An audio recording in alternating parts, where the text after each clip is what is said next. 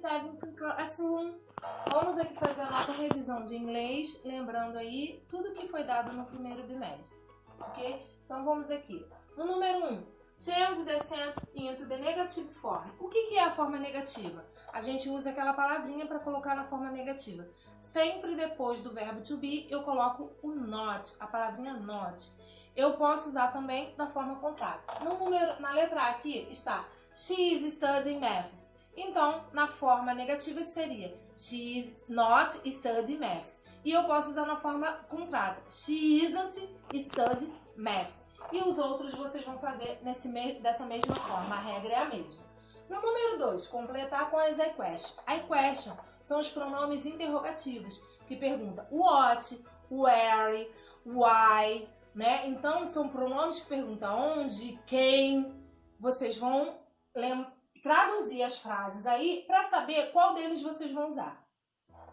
No número 3, answer the question.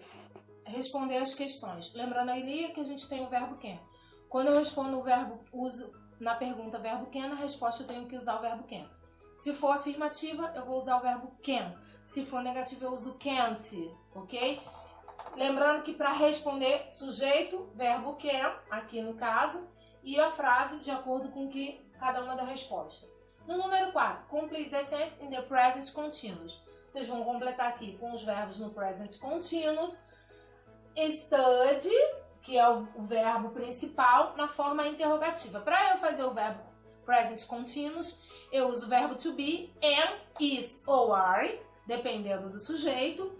Uso o verbo principal aqui com ing ao final, tá? Então assim vocês vão fazer. Prestem atenção, interrogativa, afirmativa, negativa, negativa. Prestem bastante atenção. O que vai mudar aí é o verbo to be. Se eu, na forma negativa, eu vou colocar o verbo to be formando ele negativo. Número 5. Write sentence in the present continuous, the word in the parentheses. No caso aqui, vocês vão colocar o verbo, a frase no present continuous.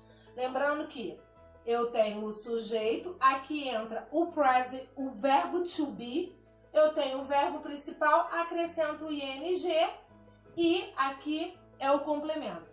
Só que, ó, preste atenção, gente. Aqui, ó, interrogativa. Se eu tenho interrogativa, na verdade o verbo to be vai aparecer aqui, ó, antes do sujeito. Quando eu tenho frase afirmativa, ele aparece depois aqui, ó, do sujeito. E no caso, na negativa, o sujeito, verbo to be e aquela nossa palavrinha, o not. Lembrando que sempre depois do verbo principal, ó, ing, tá? Número 6. Complete the sentence with the possessivos adjetivos. O que são os possessivos adjetivos? Possessivos adjetivos são adjetivos que indicam posse. Se sou eu, é meu. Se é ela, é dela. Então, vocês vão olhar lá naquela anotação que a gente fez lá na página da apostila. Tem um quadrinho lá, vai botar o pronome possessivo correspondente, tá? Cristina, lembra aqui, ó. Lembrando que tem os sujeitos aqui, ó, sempre no início do verbo. Sujeito pode ser um pronome, um nome de uma pessoa, um nome de animal, um objeto. O número 7. Write the sports. Vamos escrever esses esportes em inglês.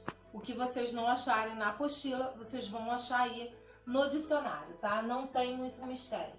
Número 8. What the subjects. O que são os subjectos? São as disciplinas que vocês estudam na escola. Essas frases aqui estão falando sobre algo de alguma matéria. Então, vocês têm que, lógico, fazer a tradução dessa frase e indicar a disciplina. Essa disciplina vocês vão escrever ao lado da frase, escrevendo ela sempre em inglês. No número 9, complete with. Vão completar com can para afirmativa or can't negativa. Então, aqui está indicando, ó, afirmativa e negativa, porque eu tenho dois espaços. Aqui vai usar o verbo na afirmativa, aqui vai usar o verbo na negativa. Segue a sequência aqui. Aqui, no caso, primeiro é negativa e aqui afirmativa. Prestem atenção aí. E o número 10, give short answer and explain at what they do.